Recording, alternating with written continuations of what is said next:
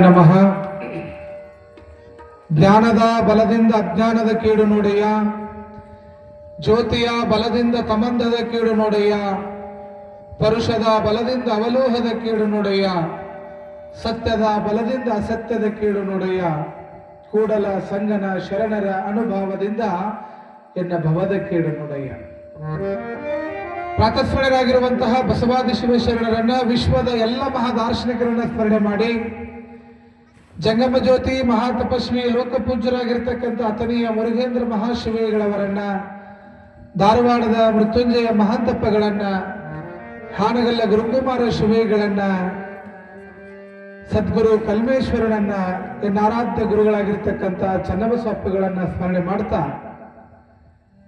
ಶರಣರ ಜೀವನ ದರ್ಶನ ಪ್ರವಚನದ ಕಾರ್ಯಕ್ರಮದಲ್ಲಿ ಪಾಲ್ಗೊಂಡಿರುವಂತಹ ಈ ಕಾರ್ಯಕ್ರಮದಲ್ಲಿ ನಿತ್ಯವೂ ಕೂಡ ಸಂಗೀತ ಸೇವೆ ನೀಡತಕ್ಕಂತಹ ಸಂಗೀತ ಕಲಾವಿದರು, ಪಂಡಿತರು ಆಗಿರ್ತಕ್ಕಂತಹ ಸೋಮಯ್ಯ ಗವಾಯಿಗಳಲ್ಲಿ ಭಕ್ತಿಪೂರ್ವಕವಾದ ಶರಣಾರ್ಥಿಗಳನ್ನು ತಿಳಿಸ್ತಾ, ಹಾಗೇನೆ ತಬಲಾ ಮಾಂತ್ರಿಕರು, ತಬಲಾ ಚತುರರು ಆಗಿರ್ತಕ್ಕಂಥ ಆತ್ಮೀಯ ಕಲಾವಿದರು ಪುಟ್ಟಯ್ಯಜ್ಜನವರ ಶಿಷ್ಯರಾದ ಹನುಮಂತ ಗವಾಯಿಗಳಲ್ಲಿ ಕೂಡ ಶರಣಾರ್ಥಿಗಳನ್ನು ತಿಳಿಸಿ, ಪ್ರವಚನದಲ್ಲಿ ಪಾಲ್ಗೊಂಡಿರುವಂಥ ಎಲ್ಲ ಶರಣ ತಂದೆ ತಾಯಿಗಳೇ, ಸೇವಾರ್ಥಿಗಳೇ, ದಾಸೋಹಿಗಳೇ, ಮುದ್ದು ಮಕ್ಕಳೇ, ಅವರಿವರೆನ್ನದ ಎಲ್ಲರ ಅಂತರಾತ್ಮಕ್ಕೆ ಭಕ್ತಿಯಿಂದ ಶರಣಾರ್ಥಿಗಳು.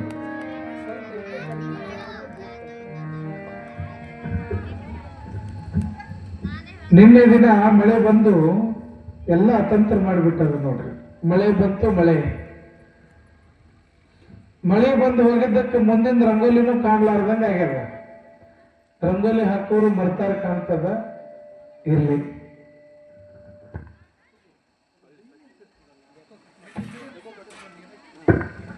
ಹಲೋ. ಮಳೆ ಬಂದು ಎಲ್ಲವೂ ಕೂಡ ಅಳಿಸಿ ಹೋಯಿತು. ಆದ್ರೆ ನಮ್ಮ ಮನದಲ್ಲಿ, ಜ್ಞಾನದಲ್ಲಿ ತುಂಬಿರ್ತಕ್ಕಂಥ, ಮಸ್ತಕದಲ್ಲಿರುವಂತ ಜ್ಞಾನ ಯಾರಿಂದಲೂ ಕೂಡ ಅಳಿಸ್ಲಿಕ್ಕೆ ಆಗೋದಿಲ್ಲ. ಅದಕ್ಕೆ ಬಸವಣ್ಣವ್ರು ಹೇಳ್ತಾರೆ, ಜ್ಞಾನದ ಬಲದಿಂದ ಅಜ್ಞಾನದ ಕೇಡು ನೋಡಯ್ಯ. ಜ್ಞಾನ ಎಲ್ಲಿ ಅತಿ ಹೆಚ್ಚು ಕೇಂದ್ರೀಕೃತ ಆಗ್ತದ, ಅಲ್ಲಿ ಅಜ್ಞಾನ ತನ್ನಿಂದ ತಾನೇ ನಶಿಸಿ ಹೋಗ್ತದೆ ಅಂತಕ್ಕಂಥದ್ದು. ಹೀಗಾಗಿ ದಯವಿಟ್ಟು ಕಾರ್ಯಕರ್ತರು, ಅಪ್ಪಾಜಿ ನೀವು ಅದೇನ ಕೆಲಸ ಮಾಡೋದಿದ್ರು ಪುರಾಣ ಮುಗಿದ ಮೇಲೆ ಮಾಡ್ರಿ. ಏನನ್ನ ಕಳಿಸಿ ಕಡೆ ಎಲ್ಲರನ್ನು ಮುಂಜಾನೆಯಿಂದ ಏನ ಹೊಲಕ್ಕೆ ಹೋಗಿರ್ತೀರೇನ ತೆನಿ ಮುರಿಯಕ್ಕ, ಬರೀ ಎಲ್ಲ ಬರೀ ಕುಂಡ್ರು ಬರೀ ನೀವು ಹೆಂಗ್ ಹಗ್ಗ ಜಗ್ಗೋದು ಇವೆಲ್ಲ ಮಾಡಿದ್ರೆ ಹೆಂಗೋ, ಬರೀ ಇಲ್ಲಿ ಪುರಾಣ ಹೇಳಿದ್ರೆ ನಿಮ್ದ ನೋಡೋಣ. ಬರೀ ಕಡೆ ಕುಂದ್ರ ಬರೀ ಮುಗಿದ ಮೇಲೆ ಬೆಳತನ ಮಾಡೋಣ ಅಂತ ನಾನು ನಿಂದಿರ್ತೀನಿ ಒಂದು ತಾಸು ನಿಮ್ ಕೂಡ. ಅದಕ್ಕ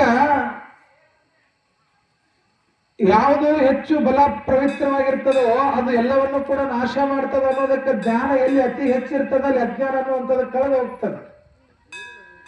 ಜ್ಯೋತಿಯ ಬಲದಿಂದ ತಮಂದದ ಕೇಡು ನೋಡಯ್ಯ. ಎಷ್ಟೇ ಕತ್ತಲಿರಲಿ, ಆ ಕತ್ತಲಿನೊಳಗೆ ಒಂದು ಜ್ಯೋತಿಯನ್ನು ಹಚ್ಚಿಸಿಬಿಟ್ರೆ ಸಾಕು, ಇಡೀ ಕತ್ತಲೆಯನ್ನು ಕಡಿತಕ್ಕಂಥ ಶಕ್ತಿ ಒಂದು ಜ್ಯೋತಿಗಿರ್ತದೆ. ಅದಕ್ಕ ಅಸಾಧ್ಯವಾಗಿರ್ತಕ್ಕಂಥದ್ದನ್ನು ಕೂಡ ಸಾಧ್ಯವನ್ನಾಗಿಸ್ತಕ್ಕಂಥ ಶಕ್ತಿ ಪ್ರತಿಯೊಬ್ಬ ವ್ಯಕ್ತಿಯೊಳಗಿರ್ತದೆ.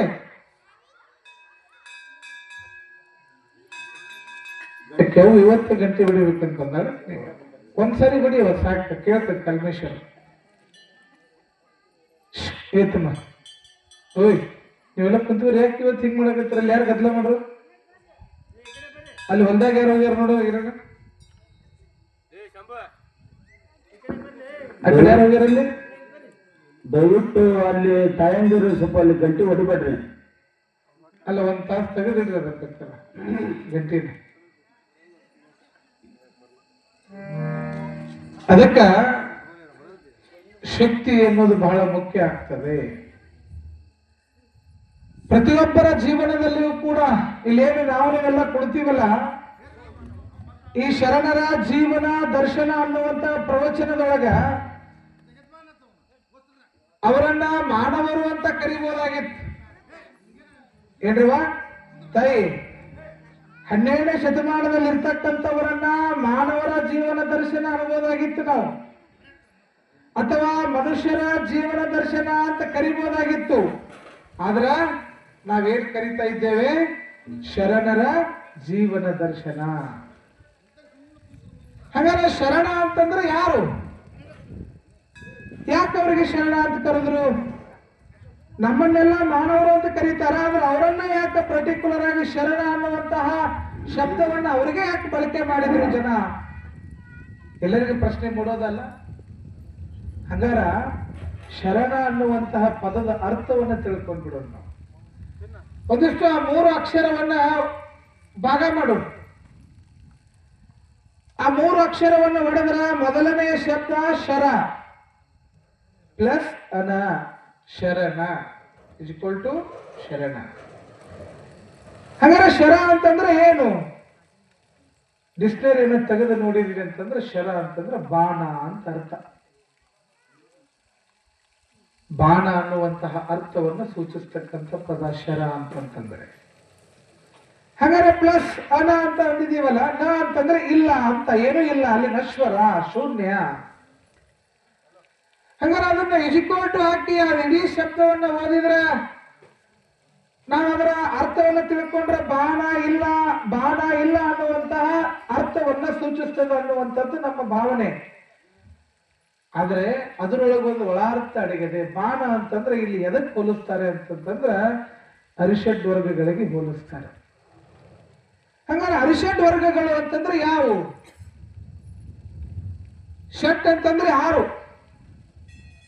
ಅರಿಷಟ್ ವರ್ಗಗಳು ಅಂತಂತಂದ್ರೆ ವರ್ಣಗಳು ಅಂತಂತಂದ್ರೆ ಹೇಳ್ತಾರೆ ಕಾಮ, ಕ್ರೋಧ, ಮೋಹ, ಲೋಭ, ಮದ, ಮತ್ಸರ.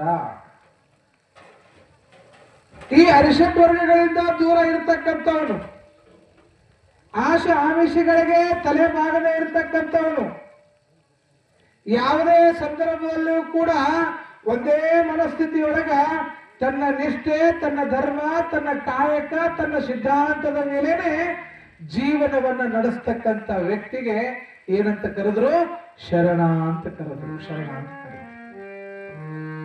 ಹೀಗಾಗಿ ಬಹಳ ಜನ ದಾಂಪತ್ಯ ಜೀವನದಲ್ಲಿ ಇರ್ತಕ್ಕಂಥವ್ರ ಪ್ರಶ್ನೆ ಏನು ಅಂತಂತಂದ್ರ, ಅಜ್ಜೋರೆ ಮದುವೆ ಮುಂಜುವೆ ಆಗಲಾರ್ದಂಗ ಸಂಸಾರವನ್ನ ತ್ಯಜಿಸಿ ಸನ್ಯಾಸಿಗಳಾದವರು ಅಷ್ಟೇ ದೇವರನ್ನ ಒಲಿಸ್ಕೊಳ್ಳಿಕ್ಕೆ ಸಾಧ್ಯ. ದೇವರವ್ರಿಗೆ ಅಷ್ಟೇ ಒಲಿತಾನ್ರಿ, ಅದಕ್ಕೆ ಅವ್ರು ತಪಸ್ಸು ಮಾಡ್ತಾರ, ಋಷಿ ಮುನಿಗಳಿಗೆ ಅಷ್ಟೇ ದೇವರ ದರ್ಶನ ಆಗ್ತದ, ಜೀವನವನ್ನ ಗೆಲ್ತಾರ. ನಮ್ಮಂತ ಸಂಸಾರದಲ್ಲಿರುವಂತ ನರಮಾನವರಿಗೆ ಆಗೋದಿಲ್ಲ ಅನ್ನುವಂತಹ ಪ್ರಶ್ನೆಗೆ ಉತ್ತರವಾಗಿ ಬದುಕಿದವರೇ 12ನೇ ಶತಮಾನದ ಬಸವಾದಿ ಶರಣರು. ಸಂಸಾರದೊಳಗಿದ್ದು ಕೂಡ ಸದ್ಗತಿಯನ್ನ ಕಾಣಬಹುದು ಅಂತ ತೋರಿಸಿದ್ರು ಅವರು. ಅವರು ನಿಮ್ಮಂಗನ ಮದುವಾದ್ರು, ಮಕ್ಕಳಾದ್ರು, ನಿಮ್ಮಂಗನ ಸಂಸಾರ ನಡೆಸಿದ್ರು. ಆದ್ರ ಜೀವನದ ಭವಸಾಗರ ಅನ್ನುವಂತಹ ದೋಣಿ, ಜೀವನ ಅನ್ನುವಂತಹ ಸಾಗರ, ಆ ಸಾಗರದೊಳಗ ಒಂದು ದೋಣಿ ಅದ. ಆ ದೋಣಿ ಒಳಗ ಗಂಡ, ಹೆಂಡತಿ, ಮಕ್ಕಳು ಅಂತ ಕುಂತೀರಿ ನೀವು. ಅಲ್ಲಿ ಧರ್ಮ ಅನ್ನುವಂತ ಹುಟ್ಟನ್ನ ಹಿಡ್ಕೊಂಡು ನೀವು ಹೋಗ್ಬೇಕಾಗಿತ್ತು. ಆದ್ರೆ ನೀವು ಧರ್ಮ, ದಾನ, ಸಂಸ್ಕೃತಿ, ಪರಂಪರೆ ಅನ್ನುವಂಥದ್ದು ಹಿಡ್ಕೊಂಡು ಹೋಗ್ಲಾರ್ದನ ಆ ದೋಣಿ ಒಳಗೆ ಅಲ್ಲೇ ಕುಂತು ಬಿಟ್ಟಿರಿ. ಹಿಂಗಾಗಿ ಆ ದೋಣಿ ಎಲ್ಲಿ ನಿಂತೈತಿ? ಅಲ್ಲಿಗೆ ನಿಂತೈತಿ. ಒಂದಿಷ್ಟು ದೋಣಿಗಳು ಸಂಸಾರದ ಭಾರ ಹೊತ್ಕೊಂಡು ಅಲ್ಲೇ ಮುನಿಗ್ಯಾವ, ಇನ್ನೊಂದಿಷ್ಟ ಮುಂದೆ ಹೋಗ್ಲಾರ್ದಾಗ ಅಲ್ಲೇ ನಿಂತಾವ.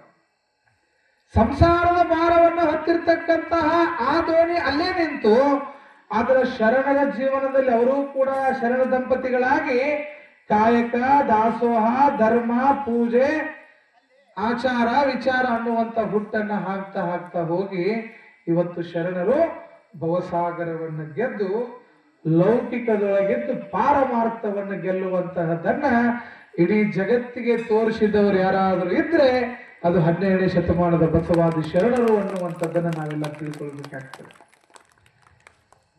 ಲೌಕಿಕದೊಳಗಿದ್ದು ಪಾರಮಾರ್ಥವನ್ನ ಗೆಲ್ಲಬಹುದು.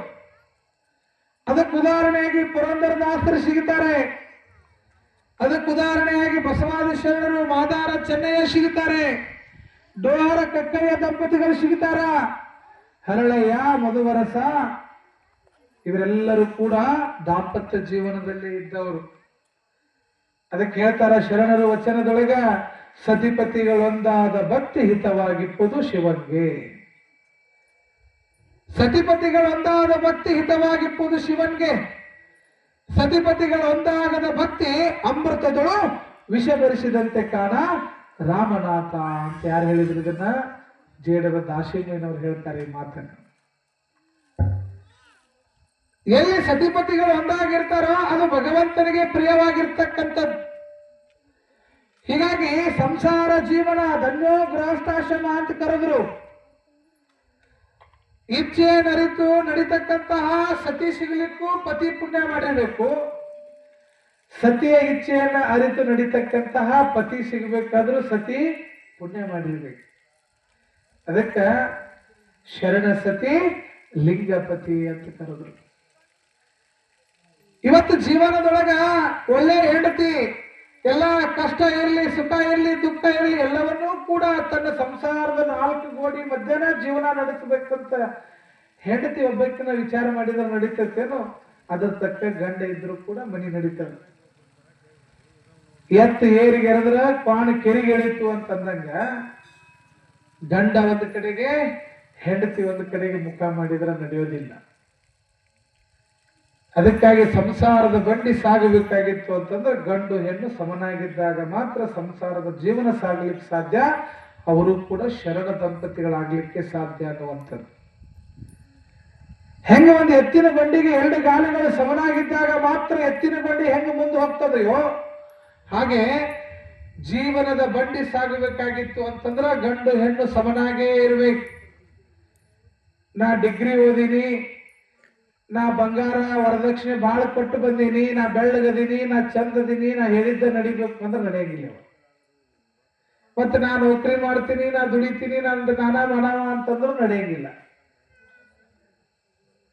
ಸಂಸಾರದೊಳಗ ಒಂದು ಶಬ್ದ ಅದ, ಆ ಸೊನ್ನೆಯನ್ನು ತೆಗೆದ್ರೆ ಏನಾಗ್ತದ? ಸಂಸಾರ ಅನ್ನುವಂಥ ಶಬ್ದದೊಳಗ ಸೊನ್ನೆ ತೆಗೆದ್ರೆ ಅದು ಸಸಾರ ಆಗ್ತದೆ. ಸಂಸಾರದ ಸೊನ್ನೆ ತೆಗೆದಾಗ ಶಬ್ದ ಏನಾಗ್ತದ? ಸಸಾರ ಅಂತ ಆಗ್ತದೆ.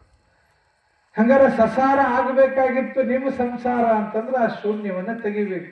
ತೆಗಿದಂದ್ರೆ ಹೋಗಿ ಪೇಪರ್ನಾಗ ಹರಿದ ಅಲ್ಲೇವ ನಾನು ಅನ್ನುವಂಥ ಅಹಂಕಾರವನ್ನು ಅಳಿಬೇಕು. ಶರಣರ ನಾ ಮಾಡಿದೆ, ನನ್ನಿಂದಾಗಿತ್ತು, ನಾನೇ ಎಲ್ಲ, ನಾಗಿದ್ದ ಈ ಸಂಸಾರ ನಡೀತದ ಅನ್ನುವಂಥದ್ದನ್ನು ತೆಗಿಬೇಕು. ಸಂಸಾರ ಅನ್ನುವಂಥದ್ದು ಚೆನ್ನಾಗಿ ನಡಿಬೇಕಾಗಿತ್ತು ಅಂತಂತಂದ್ರ ಸಂಸಾರದೊಳಗೆ ಏನ್ ಇರಬಾರ್ದು ಅಂತ ಹೇಳ್ತಾರ ಶರಣರು ಅಂದ್ರೆ ಸಂಶಯ ಇರಬಾರ್ದು. ಎಲ್ಲಾ ರೋಗಕ್ಕೂ ಔಷಧಿ ಅದಾವ್ರಿ. ಇವತ್ತು ಕಾಲರಾ ಬಂದ್ರ ಔಷಧಿ ಅದ, ಡೆಂಗು ಜ್ವರ ಬಂದ್ರ ಔಷಧಿ ಅದ, ಚಿಕನ್ ಗುನ್ಯಾ ಬಂದ್ರ ಔಷಧಿ ಅದ. ಅಟ್ಟ ಯಾಕೆ ಮೊನ್ನೆ ಬಂದೋತಲ್ಲ ಕೊರೋನಾ ಬಂದ್ರು ಇಂಜೆಕ್ಷನ್ ಅದ. ಆದ್ರೆ ಈ ಸಂಸಾರದೊಳಗೆ ಅನುಮಾನ ಅಂತ ಬಂದ್ರ ಮುಗಿದೋತ್ ನೋಡ್ರಿ. ಏನ್ ಬರಬಾರ್ದು ಅಂತ ಸಂಸಾರದೊಳಗೆ? ಸಂಶಯ ಬರಬಾರ್ದು, ಅನುಮಾನ ಬರಬಾರ್ದು. ಈ ಸಂಶಯ ಬಂತು ಅಂತಂದ್ರೆ ಜೀವನ ನಡೆಯೋದಿಲ್ಲ. ಕಾಮಾಲೆಕ್ಕಲ್ಲಿಗೆ ಎಲ್ಲವೂ ಕೂಡ ಹಳದನೆ ಕಾಣ್ತದಂತ. ಅದಕ್ಕೆ ಇವತ್ತು ಎಷ್ಟೋ ಸಂಸಾರಗಳು ಗಂಡನನ್ನ ನಂಬಿಕೆ ಇಲ್ಲದಂತ ಹೆಂಡತಿಯನ್ನ ನಂಬದೇ ಇರ್ತಕ್ಕಂಥ ಗಂಡ, ಎಷ್ಟೋ ಜೀವನಗಳು ಸಂಸಾರದ ಜೀವನ ಒಡೆದು ಇವತ್ತು ಡೈವರ್ಸ್ ಕೇಸ್ ಆಗಿ ಸಂಬಂಧಗಳೇ ಒಡೆದೋಗ್ಯಾವ. ಎದಕ್ರಿ? ಬರೀ ಅನುಮಾನ ಅನ್ನುವಂಥ ವಿಷ ಬೀಜ ತಲೆಯಾಗಿದ್ದ. ಈ ಮನುಷ್ಯಾಗ ಸಂಶಯ ಬಂದ್ರೆ ಹೆಂಗಿರ್ತೈತಿ ಅನ್ನೋದಕ್ಕೊಂದು ಉದಾಹರಣೆ ಹೇಳಿ ಮತ್ತೆ ಮುಂದೆ ವಿಷಯಕ್ಕೆ ಹೋಗ್ತೀನಿ. ಇಬ್ರು ಗಂಡ ಹೆಂಡತಿ ಪ್ರೀತಿ ಮಾಡಿ ಮದುವೆ ಆಗ್ಯಾರ. ಹೆಂಡತಿರೆ ಬಹಳ ಚಂದದಾಳ.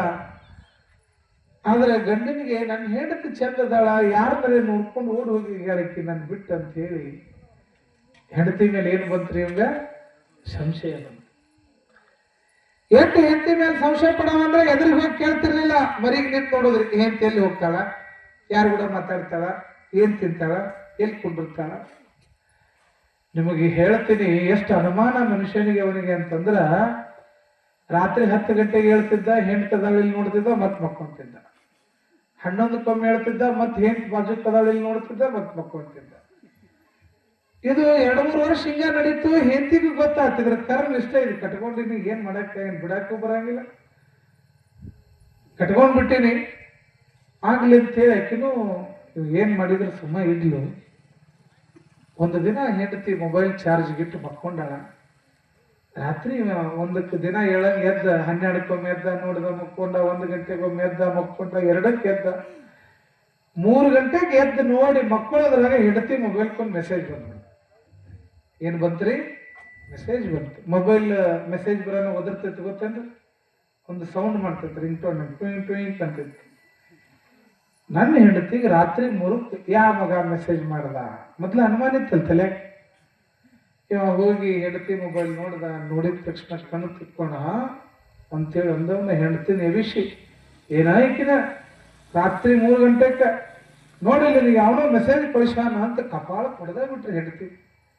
ಯಾಕೆ ಹೆಂಡತಿ ಕೇಳಿದ್ಲಿ, ಯಾಕೆ ಹೊಡೆದ್ರಿ ನನ್ನ ಇಷ್ಟೊತ್ತಿನಾಗ ಅಂತ ಕೇಳಿದ್ರೆ ಅವಾಗ ಹೇಳ್ದ, ನೋಡಿಲ್ಲಿ 3 ಗಂಟೆ ಆಗೈತಿ, ನಿನ್ನ ಮೊಬೈಲ್ಗೆ ಬ್ಯೂಟಿಫುಲ್ ಅಂತ ಮೆಸೇಜ್ ಬಂದೈತಿ ಅಂದ ಇವ. ಅವಾಗ ಹೆಂಡತಿ ಕಣ್ಣು ತಿಕ್ಕು ಅಂತ ನೋಡಿ ಅಕ್ಕಿನೂ ನೋಡಿದಕ್ಕಿನ ಸರದ ಅಕ್ಕಿನೂ ಒಂದು ಕಪಾಳ ಕೊಟ್ಟಾಗ್ಬಿಟ್ರಿ. ಚಂದಂಗೆ ನೋಡ್ರಿ, ಅದು ಬ್ಯೂಟಿಫುಲ್ ಅಲ್ಲ, ಬ್ಯಾಟ್ರಿ ಫುಲ್ ಅಂತ ಹೇಳಕತ್ತೈತಿ ಫೋನ ಅಂತ ಹೇಳಿದ್ಲಂತ ಅಕ್ಕಿ. ಅದು ಬ್ಯಾಟ್ರಿ ಫುಲ್ ಇದ್ದಿದ್ದು ಇವನ್ ಕಣ್ಣಿಗೆ ಹೆಂಗ್ ಕಂಡತ್ರಿ? ಅದು ಬ್ಯೂಟಿಫುಲ್ ಕಣ್ಣಂಗೆ ಕಂಡ. ಅದಕ್ಕ ಕಾಮಾಲೆ ಕಣ್ಣಿಗೆ ಎಲ್ಲವೂ ಕೂಡ ಹಳದಿನೇ. ಅದಕ್ಕೆ ಒಬ್ಬ ಸಾಹಿತಿ ಹೇಳ್ತಾನೆ, ಏ ತಮ್ಮ, ಸಂಸಾರದ ಬಗ್ಗೆ ಒಂದು ಸಾಹಿತಿ ಒಂದು ಮಾತು ಹೇಳ್ತಾನೆ. ಹೊಳಿ ದಾಟಬೇಕನ್ನಂಗಿದ್ರ ತಮ್ಮ, ಹೊಳಿ ದಾಟಬೇಕನ್ನಂಗಿದ್ರ ದೋಣಿ ಒಳಗ ತೂತಿರ್ಬ. ಏನಂತಾನವ? ತಮ್ಮ, ಹೊಳಿ ದಾಟಬೇಕನ್ನಂಗಿದ್ರ ದೋಣಿ ಒಳಗ ತೂತಿರಬಾರ್ದು. ಸಂಸಾರವನ್ನು ಗೆಲ್ಲಬೇಕಾಗಿತ್ತು ಅಂತಂದ್ರೆ ಸಂಸಾರದೊಳಗ ಸಂಶಯ ಇರಬಾರ್ದು ಅಂತ ಹೇಳ್ತಾರೆ. ಅದಕ್ಕ ಶರಣಸತಿ ಲಿಂಗಪತಿಗಳಾಗಿ ಗಂಡ ಚಲೋ ಇದ್ದಾಗ, ದುಡಿತಾ ಇದ್ದಾಗ ನನ್ನ ಗಂಡ, ನನ್ನ ಚಿನ್ನ, ನನ್ನ ಬಂಗಾರ ಅಂತ ಹೊಗಳೋದು. ಅವನಿಗೊಂದಿಷ್ಟು ಏನು ಜಡ್ಡು ಬಂದು ಹಾಸಿಗೆ ಹಿಡಿದ, ಕೈಯ ಕಾಲ ಮುರಿದಾಗ ಹಾಸಿಗೆ ಹಿಡಿದ ಅಂತಂದ್ರೆ ಅವ್ನು ಡೈವರ್ಸ್ ಕೊಟ್ಟು ಹೋಗೋದು. ಅದು ಬಾಳೆ ಅಲ್ರಿ. ಅದು ಏನೇ ಬಂದ್ರು ಕೂಡ ಸಪ್ತಪದಿಗಳನ್ನ ತುಳಿದು 7 ಜನ್ಮಕ್ಕೂ ನೀನೇ ನನ್ನ ಗಂಡ, ನೀನೇ ನನ್ನ ಹೆಂಡತಿ ಅಂತ ಹೇಳಿ ಯಾರು ಜೀವನವನ್ನ, ಸಂಸಾರವನ್ನ ಗೆಲ್ತಾರೋ ಅವರು ಸದ್ಗತಿಯನ್ನ ಕಾಣುತ್ತಾರೆ ಅಂತ ಬದುಕನ್ನ ಬದುಕಿದವರು 12ನೇ ಶತಮಾನದ ಬಸವಾದಿ ಶರಣರು. ಎಂತೆಂತ ವಿಚಾರಧಾರೆಗಳು ಹೇಳ್ತಾರೆ. ಮನೆಯಾಗಿರೋ ಒಲಿ ನೆಟ್ಟಿಗಿದ್ರ ನಮ್ಮ ತಲೆ ನೆಟ್ಟಿಗಿರ್ತೈತ. ಮನೆಯಾಗಿರೋ ಒಲಿ ನೆಟ್ಟಿಗಿದ್ರ ಗಂಡನ ತಲೆ ನೆಟ್ಟಿಗಿರ್ತೈತ. ಹಂಗ ಮನೆಯಾಗಿರುವಂತ ಒಲಿ, ಸಂಸಾರದ ಬಂಡಿ ನೀಟಾಗಿರ್ಬೇಕು, ಶುದ್ಧವಾಗಿರ್ಬೇಕು, ಸತ್ಯವಾಗಿರ್ಬೇಕು. ಅದಕ್ಕೆ ಉದಾಹರಣೆಯಾಗಿ 12ನೇ ಶತಮಾನದಲ್ಲಿ ಆಯ್ದಕ್ಕಿ ಮಾರಯ್ಯ ಮತ್ತು ಆಯ್ದಕ್ಕಿ ಲಕ್ಕಮ್ಮ ಅನ್ನುವಂಥ ದಂಪತಿಗಳ ಆದರ್ಶರಾಗ್ತಾರೆ. ಹೆಸರೇ ಹೇಳುವ ಹಾಗೆ ಆಯ್ದಕ್ಕಿಯ ಲಕ್ಕಮ್ಮ, ಆಯ್ದಕ್ಕಿಯ ಮಾರಯ್ಯ. ಕಾಯಕ ಅದು. ಯಾವ ಕಾಯಕ? ಬಟ್ಟಿ ತೊಳೆಯವರಿಗೆ ಮಡಿವಾಳ್ರ ಅಂತ ಕರೆದ್ವಿ, ಕೆಬ್ಬಣ ಕೆಲಸ ಮಾಡೋರಿಗೆ ಕಮ್ಮಾರ ಅಂತ ಅಂದ್ವಿ, ಮಣ್ಣಿನ ಕೆಲಸ ಮಾಡೋರಿಗೆ ಕುಂಬಾರ ಅಂತ ಕರೆದ್ವಿ. ಹಿಂಗ ಯಾವ್ಯಾವ ಕಾಯಕವನ್ನ ಮಾಡ್ತಾ ಇದ್ರು ಆ ಕಾಯಕದ ಮೇಲೆ ಅವ್ರಿಗೊಂದೊಂದು ಜಾತಿ ನಿರ್ಮಾಣ ಮಾಡಿಬಿಟ್ವಿ ನಾವು. ಜಾತಿ ಯಾರು ತಗೊಂಡು ಬಂದವರಲ್ಲ, ಆ ಕಾಯಕ ಮಾಡೋದ್ರಿಂದ ಅವರ ಜಾತಿಯವರಾಗ್ಬಿಟ್ರು ನಮ್ಮ ಧರ್ಮದವರು. ಅವ ಚಪ್ಪಲಿ ಹೊಲಿತಾ ಇದ್ದ ಅಂದ್ರೆ ಅವಂಗ ಸಮಗಾರ, ಅವ ಹೆಂಡ ಮಾರ್ತಿದ್ದಂದ್ರೆ ಹೆಂಡದ ಮಾರಯ್ಯ, ಅವ ಕಟ್ಟಿಗೆ ತರ್ತಾ ಇದ್ದಂದ್ರೆ ಮೋಳಿಗೆ ಮಾರಯ್ಯ. ಹಂಗ ಒಬ್ಬೊಬ್ಬ ಶರಣರು ಯಾವ್ಯಾವ ಕಾಯಕವನ್ನು ಮಾಡ್ತಾ ಇದ್ರು ಆ ಕಾಯಕದ ಮೇಲೆ ಅವರ ಜಾತಿಗಳು ನಿರ್ಮಾಣ ಆದ ಇವತ್ತಿನ ಸಂದರ್ಭದೊಳಗೆ. ಬಹುಶಃ ಆಗ ಏನಾದ್ರೂ ಬಸವಣ್ಣವ್ರಿಗೆ ಹಿಂಗ ಜಾತಿಗಳು ಮುಂದಾಗ್ತಾವನ್ನೋ ಅರಿವು ಬಂದಿದ್ರೆ ಅವರನ್ನ ಆ ಕಾಯಕದ ಮೇಲೆ ಗುರುತಿಸ್ತಾನೆ ಇರಲಿಲ್ಲ. ಈಗ ನಮಗೆಲ್ಲ ಅಡ್ರೆಸ್ ಅದಾವ. ನನ್ನ ಹೆಸರು ಕಲ್ಲಪ್ಪರಿ. ಯಾಕೆ ಕಲ್ಲಪ್ಪಪ್ಪ? ಮೂಲಿಮನಿ ಕಲ್ಲಪ್ಪರಿ. ಮೂಲಿಮನಿ ಅಂದ್ರೆ ಕಲ್ಲಪ್ಪನ ಹೆಸರು ಗೊತ್ತಾಗ. ನನ್ನ ಹೆಸರು ಬಸಪ್ರಿ. ಯಾವ ಬಸಪ್ಪ? ಕುಂಬಾರ ಬಸಪ್ರಿ. ಕುಂಬಾರ ಮನೆಯ ಬಸಪ್ಪ. ಬಸಪ್ಪಗಳು ಬಹಳ ಮಂದಿ ಇದಾರ, ಆದ್ರೆ ಯಾರು ಮನ್ಯಾಗ ನಾವು ಬೇಕಲ್ಲ, ಅದು ಮನೆತನದ ಹೆಸರಾದ. ಆದರೆ 12ನೇ ಶತಮಾನದೊಳಗೆ ಮನೆತನದ ಹೆಸರು ಇರಲಿಲ್ಲ, ಅವ್ರಿಗೆ ಹೆಸರಿದ್ದು ಅವ್ರು ಮಾಡೋ ಕಾಯಕದ ಮೇಲೆ ಅವರನ್ನು ಗುರುತಿಸ್ತಿದ್ರು. ಮಡಿವಾಳ ಮಾಚಿದೇವ, ಮಾದಾರ ಹರಳಯ್ಯ, ಕುಂಬಾರ ಗುಂಡಯ್ಯ, ಮೇದಾರ ಕೇತಯ್ಯ, ಹಡಪದ ಅಪ್ಪಣ್ಣ. ಹಿಂಗ ಅವರವರ ಕಾಯಕದ ಮೇಲೆ ಶರಣರನ್ನ ಗುರುತಿಸ್ತಾ ಇದ್ರು. ನೋಡ್ರಿ, ಬಸವಣ್ಣ ಎಷ್ಟು ವಿದ್ಯಾವಂತ, ಎಷ್ಟು ಜಾಣ ವ್ಯಕ್ತಿ. ಎಷ್ಟು ಪ್ರಬುದ್ಧ ಮಾನವಾದ ಮಹಾಮಾನವತವಾದಿ ಅಂತಂತಂದ್ರ ಇವತ್ತೆಲ್ಲ ನಾವು ಜಾತಿ ವ್ಯವಸ್ಥೆಯನ್ನ ಮಾಡ್ತೇವೆ. ನೀ ಆ ಜಾತಿ ಅವಧಿದಿ, ನೀ ಈ ಜಾತಿ ಅವಧಿ, ನೀ ಎಲ್ಲಿ ಕುಂಡ್ರು, ನೀ ಇಲ್ಲಿ ಕುಂಡ್ರು. ಅದಕ್ಕೆ ಬಸವಣ್ಣವ್ರು ಹೇಳ್ತಾರೆ, ಇವನಾರವ ಇವ ನಮ್ಮವ, ಇವ ನಮ್ಮವನೆಂದೆನಿಸಯ್ಯ, ಕೂಡಲ ಸಂಗಮ ದೇವ ನಿಮ್ಮ ಮಹಾಮನೆಯ ಮಗನೆಂದೆನಿಸಯ್ಯ ಅಂತ ಹೇಳಿ. ಜಾತಿಯ ವ್ಯವಸ್ಥೆ ಬಂದು ಇವತ್ತು ಮನುಷ್ಯನನ್ನ ಪ್ರೀತಿಸ್ತಕ್ಕಂತ ಸಂಬಂಧಗಳು ಇಲ್ಲಿ ಹೋಗಿಬಿಟ್ಟಿದಾವು. ಅದಕ್ಕೆ ಹೇಳಿದ್ದಲ್ಲ, ಜಿ ಎಸ್ ಶಿವರುದ್ರಪ್ಪನವರ ಮಾತು, ಎಲ್ಲೋ ಹುಡುಕಿದೆ ಇಲ್ಲದ ದೇವರ ಕಲ್ಲು ಮಣ್ಣಿನ ಗುಡಿಯೊಳಗೆ, ಇಲ್ಲೇ ಇರುವ ಪ್ರೀತಿ ಸ್ನೇಹಗಳ ಕಾಣದಾದೆ ನನ್ನೊಳಗೆ ಅಂತೇಳಿ. ಪ್ರೀತಿ ಸಂಬಂಧಗಳಿಗೆ ಬೆಲೆ ಕಟ್ಟಲಿಲ್ಲ ನಾವು, ಜಾತಿಯ ವ್ಯವಸ್ಥೆ ಒಳಗೆ ಬಂದ್ಬಿಟ್ವಿ. ಅದಕ್ಕ ಜಾತಿ ಭೇದವ ನಡೆದು ನೀತಿ ಮಾರ್ಗವ ಪೇಳಿ ಓತ ತ್ರಿಭುವನ ಆಜಾತ ಸ್ತ್ರೀ ಗುರುವೇ ಕೃಪೆಯಾಗುವಂತ ಶರಣ ಹೇಳ್ತಾರೆ. ಯಾವುದು ಜಾತಿ? ಯಾವ ಜಾತಿ ವ್ಯವಸ್ಥೆಯೊಳಗೆ ಇವತ್ತು ನಾವು ಮನುಷ್ಯರನ್ನ ಆಗದಂಗೆ ಬದುಕ್ತಾ ಇದ್ದೇವೆ. ವ್ಯವಸ್ಥೆಯನ್ನು ನೋಡಿದಾಗ ಈಗೂ ಕೂಡ ಕೆಲವು ಹಳ್ಳಿಗಳಲ್ಲದೆ ಈ ಕಟಿಂಗ್ ಮಾಡೋರು, ಅವ್ರಿಗೇನಂತ ಕರೀತೀರಿ? ಹಡಪದವರು ಅಂತ ಕರೀತಾರ, ಕಾಯಕದ ಸಮಾಜದವರು ಅಂತ ಕರೀತಾರ, ಸವಿತಾ ಸಮಾಜ ಅಂತ ಕರೀತಾರ. ಹೀಗ ಈ ಹಡಪದ ಸಮಾಜದವರು ಅವ್ರು ಕಟಿಂಗ್ ಮಾಡೋದು, ಅವ್ರ ಕಾಯಕ ಕತ್ತರಿಸೋದು, ಬ್ಲೇಡ್ ತಗೊಂಡು ಬಳಸೋದು. ಹೀಗಾಗಿ ಎಷ್ಟೋ ಹಳ್ಳಿಗಳಲ್ಲಿ ಎದ್ದ ತಕ್ಷಣ ಹಡಪದವರು, ಕಾಯಕದ ಸಮಾಜದವರು, ಸವಿತಾ ಸಮಾಜದವರು ಎದ್ದ ಕೂಡಲೇ ಎದುರಿಗೆ ಬಂದ್ರಂದ್ರ ಅವ್ರನ್ನ ನೋಡ್ರ ಅಪಶಕುನ ಅಂತಾರ. ಯಪ್ಪ, ಈ ಬಳಸೋನ್ ನೋಡಿದ್ನೆ ಮರ, ಎದ್ದ ಕೂಡ್ಲೆ ನಾನು ಏನೈತೆ ಏನ ಇವತ್ತು ನನ್ನ ಎಷ್ಟು ಮಂದಿ ಬೋಳಿಸ್ತಾರ ಏನ ಅಂದ ಬಿಡುದ್ರಿ. ಕತ್ತರಿಸೋನ್ ನೋಡ್ಬಿಟ್ನೆ ನಾನು, ಇನ್ನೊಂದು ಯಾರ್ಯಾರು ಕತ್ತರಿ ಹಾಕ್ತಾರ ಗೊತ್ತಿಲ್ಲ. ಹೀಗಾಗಿ ಎಷ್ಟೋ ಕಡೆಗೆ ಈ ಹಡಪದ ಸಮಾಜದವರನ್ನ, ಕಾಯಕದ ಸಮಾಜದವರನ್ನ, ಕಟಿಂಗ್ ಮಾಡೋರನ್ನ ಬೆಳಗ್ಗೆ ಎದ್ದ ತಕ್ಷಣ ನೋಡಬಾರ್ದು ಅಂತ ನೇಮ ಮಾಡ್ಕೊಂಡ. ನಾನ್ ನಿಮ್ಮನ್ನ ಕೇಳ್ತೀನಿ, ಅವರನ್ನು ಎದ್ದ ತಕ್ಷಣ ನೋಡಬಾರ್ದು ಅಂತ ಹೇಳಿ ನಿಮ್ ಧರ್ಮ ಹೇಳ್ತೈತಲ್ಲಪ್ಪ, ಹಂಗಾರೆ ಅವರೆಲ್ಲ ಒಮ್ಮೆ ಕೂಡಿ ನಾವು ಒಂದು ವರ್ಷ ನಿಮ್ಮನ್ನ ನೋಡಬಾರ್ದು ಅಂತ ಅವ್ರೇನು ಸ್ಟ್ರೈಕ್ ಮಾಡಿ ಬಿಟ್ರಂದ್ರೆ ನಿಮ್ಮನ್ನ ಊರಾಗ ನಾಯಿನೂ ನೋಡಂಗಿಲ್ಲ. ನೀವು ಹಂಗಾಗಿರ್ತೀರಿ. ಅವ್ರೇನಾದ್ರೆ ಒಂದು ವರ್ಷ ನಿಮ್ಮನ್ನ ನೋಡಬಾರ್ದು ಅಂತ ಬಿಟ್ರ ನಿಮ್ಮನ್ನ ಊರಾಗ ನಾಯಿನೂ ನೋಡಂಗಿಲ್ಲ. ನಿನ್ನ ಹೆಂಡತಿ 3 ತಿಂಗಳು ಡೈವರ್ಸ್ ಕೊಡ್ತಾಳೆ. ಅವರನ್ನ ನೋಡಬಾರ್ದು ಅಂತ ನಿನ್ನ ಧರ್ಮ ಹೇಳ್ತೈತಲ್ಲಪ್ಪ, ಅವ್ರು ನಿನ್ನ ನೋಡಬಾರ್ದು ಅಂತ ಬಿಟ್ರ ಕಟಿಂಗ್ ಮಾಡಿಸಿದ್ರೆ ಹೀರೋ ಕಟ್ಟಂಗ್ ಕಾಡ್ತಾನೆ. ಇವ ಶೇವಿಂಗ್ ಮಾಡಿ ಸಲೇ ಮೀಸಿ ಚಿಗರ್ ಮೀಸಿ ಮಾಡ, ಅವಾಗ ಹುಡುಗಿ ನಾ ಹುಡುಗ ಒಪ್ಪಿಗೆ ಐತಿ ಅಂತ ಅಳಗೆ. ಅದ ಯಾಕಡೆ ಬೇಕಡೆ ಕದ್ದ ಬಿಟ್ಕೊಂಡು ಕೂದಲ ಬಿಡ್ಕೊಂಡು ಹುಚ್ಚರಂಗ್ ಹೋದ್ರೆ ಯಾಕೆ ಕರಡಿ ನಾ ಮದುವೆ ಹಂಗಿಲ್ಲ ಅಂತ ಹೇಳಕ್ಕೆ ರಿಜೆಕ್ಟ್. ಅಲ್ಲೇ ಡಿಸ್ಮಿಸ್ ಮಾಡ್ಬಿಡ್ತಾಳೆ. ಒಂದ್ ಬಿಡ, ಇದನ್ನು ಕಟಿಂಗ್ ಊರಾಗ ಅದಾರ ಇಲ್ಲ, ಹಡಪದವ್ರು ಅದಾರ ಇಲ್ಲ ಅಂತ ಬೈತಾಳೆ. ಅದಕ್ಕ ಬಸವಣ್ಣ ಎಷ್ಟು ಜಾಣ ಅಂತಂದ್ರ, ಯಾರನ್ನ ನೋಡಬಾರ್ದಂತ ನಿಮ್ಮ ಧರ್ಮ ಹೇಳ್ತದೋ, ನೀವೇನಾದ್ರೆ ನನ್ನ ನೋಡ್ಬೇಕಾದ್ರ ಅವನು ನೋಡೇ ಒಳಗೆ ಬರ್ರಿ ಅಂತೇಳಿ ಹಡಪದ ಅಪ್ಪಣ್ಣನನ್ನೇ ಆಪ್ತ ಕಾರ್ಯದರ್ಶಿಯನ್ನಾಗಿ ಮಾಡ್ಕೊಂಡ. ಪರ್ಸನಲ್ ಸೆಕ್ರೆಟರಿ ಯಾರು ಬಸವಣ್ಣಗ? ಹಡಪದ ಅಪ್ಪಣ್ಣ. ಈಗ ಮಂತ್ರಿ ನೋಡ್ಬೇಕಾದ್ರೆ ಒಮ್ಮೆ ಮಂತ್ರಿ ಕಡೆ ಹೋಗ್ತೀರಿ, ಮೊದಲು PA ಕಡೆ ಹೋಗ್ತೀರಿ. ನೀವು ಯಾರ ಕಡೆ ಹೋಗ್ತೀರಿ? PA ಅಪಾಯಿಂಟ್ಮೆಂಟ್ ಕೊಟ್ಟನಾಗ ನಿಮಗೆ ಮಂತ್ರಿ ಸಿಗ್ತಾನ. ಹೆಂಗೋ ಹಂಗ ಬಸವಣ್ಣ ಸಿಗಬೇಕಾಗಿತ್ತು ಅಂದ್ರೆ ಯಾರನ್ನ ಹೋಗ್ಬೇಕಾಗಿತ್ತು? ಮೊದಲ ಪರ್ಸನಲ್ ಸೆಕ್ರೆಟರಿ ಯಾರು? ಹಡಪದ ಅಪ್ಪಣ್ಣನ ಬೇಕಾಗಿ ಹೋಗ್ಬೇಕಾಗಿತ್ತು. ನೋಡಿ ಎಷ್ಟು ಮಜಾ ಅದ ಮಕ್ಕಳ್ರೆ. ಅವ್ನು ನೋಡ್ಬೇಡ ಅಂತೀರಲ್ಲ, ಅವ್ನು ನೋಡೇ ಬರ್ರಿ ನನ್ನ ಕಡೆ ಅಂತ ನಾವು. ಅದಕ್ಕಾಗಿ ಈ ಜಾತಿಯ ವ್ಯವಸ್ಥೆಗಳನ್ನ ಮೀರಿ ಬಸವಣ್ಣನ ಸಿದ್ಧಾಂತ ಇವತ್ತು ಲಂಡನ್ನಿನ ಮದರ್ ಪಾರ್ಲಿಮೆಂಟ್ ಮುಂದೆ ಹೋಗಿ ಕುಂತದ್ದು. ಯಾಕೆ ಬಸವಣ್ಣನನ್ನ ವಿಶ್ವ ನಂಬುತ್ತದೆ? ಯಾಕೆ ವಿಶ್ವಗುರು ಅಂತ ಕರೀತಾರೆ? ಯಾಕೆ ಬಸವಾದಿ ಶರಣನ ಸಿದ್ಧಾಂತವನ್ನ ಜಗತ್ತು ತಲೆವಾಗಿ ಒಪ್ಕೊಳ್ತದ ಅಂತಂದ್ರ, ಬಸವಣ್ಣನ ಸಿದ್ಧಾಂತ ಹೇಳ್ತಾರೆ, ಎನಗಿಂತ ಕಿರಿಯರಿಲ್ಲ, ಶಿವಭಕ್ತರಿಗಿಂತ ಹಿರಿಯರಿಲ್ಲ. ಎನ್ನ ಮನಸಾಕ್ಷಿ ನಿಮ್ಮ ಪಾದ ಸಾಕ್ಷಿ, ಎನಗಿದೆ ದಿವ್ಯ ನಂತರ. ಅದಕ್ಕ ಹೇಳೋದ್ರಿಂದ ಅಲ್ಲ, ಅದರಂಗೆ ನಡಿಬೇಕಂತ ಹೇಳಿ ಅವರನ್ನ ಜೊತೆಗೂಡ್ಕೊಂಡು ಬಸವಣ್ಣ 770 ಗಣಗಳನ್ನ ಅನುಭವ ಮಂಟಪದಲ್ಲಿ ಕೂಡುತ್ತಾನೆ. ಇಂತಹ ಶರಣರ ಜೀವನದೊಳಗ ನಾನು ಹೇಳಿದೆ ಆಯ್ದಕ್ಕಿ ಮಾರಯ್ಯ ಮತ್ತು ಆಯ್ದಕ್ಕಿ ಲಕ್ಕಮ್ಮನ ಸನ್ನಿವೇಶ. ಎಂತಹ ದಂಪತಿಗಳು ಅಂತಂತಂದ್ರ ಅವರ ಕಾಯಕ ಏನು, ಬಿದ್ದಂತ ಅಕ್ಕಿಯನ್ನ ಆಯ್ದುಕೊಂಡು ಬರೋದು.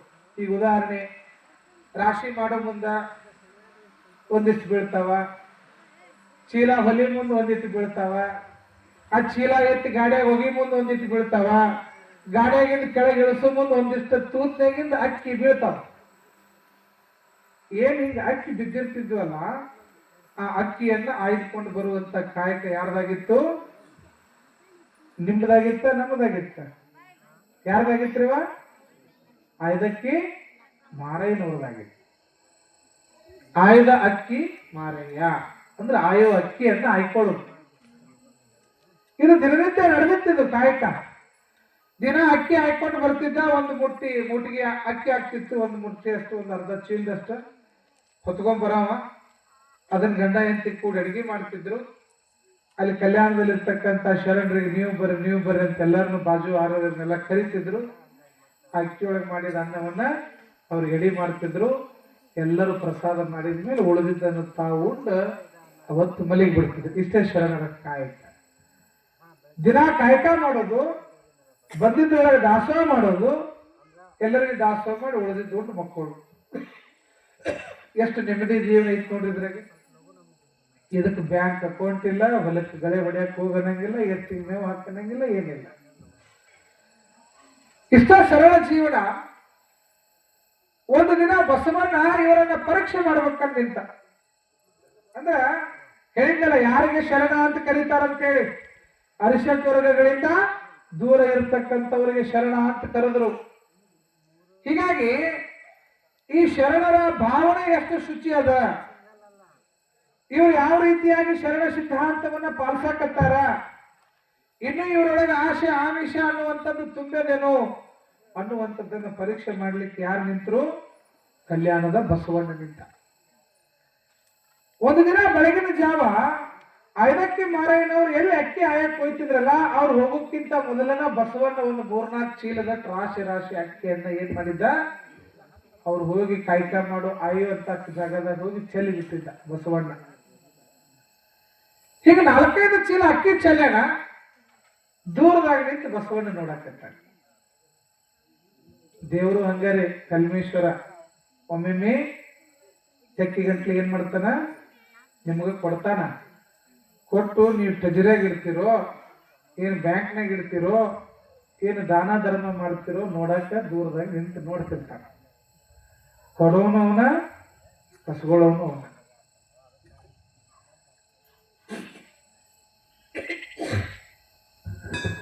ಹುಳ ಭಾಳ ಇದ್ದಾರದವ್ರೆ.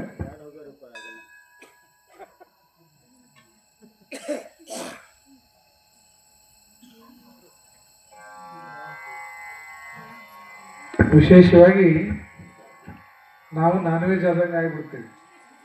ದಿನ 2 ಹುಳ ನುಂಗಿ. ಅದಕ್ಕೆ ಈ ಆಯ್ದಕ್ಕಿ ಮಾರಯ್ಯನನ್ನ ಪರೀಕ್ಷೆ ಮಾಡ್ಲಿಕ್ಕೆ ಬಸವಣ್ಣ ನಿಂತ. ಅದಕ್ಕೊಂದು ಏನ್ ಮಾಡ್ಬೇಕಂದ್ರೆ, ನೀವು ಪೇಪರ್ಗೆ ಸ್ವಲ್ಪ ಎಣ್ಣೆ ಹೆಚ್ಚಿ ಜೋತ್ ಬಿಡ್ಬೇಕ್ರಿ. ಹುಳ ಎಲ್ಲ ಅದಕ್ಕೆ ಕಂಡು ಬರ್ತಾವ. ಹೌದ್ರಿ? ಈ ಆಯ್ದಕ್ಕಿ ಮಾರಯ್ಯನನ್ನ ಪರೀಕ್ಷೆ ಮಾಡಬೇಕು, ಈ ಶರಣರನ್ನ ಪರೀಕ್ಷೆ ಮಾಡಬೇಕು ಅಂತ ಹೇಳಿ ಭಗವಂತ ಎಲ್ಲರಿಗೂ ಪರೀಕ್ಷೆಯನ್ನು ಮಾಡ್ಲಿಕ್ಕೆ ನಿಲ್ತಾನೆ.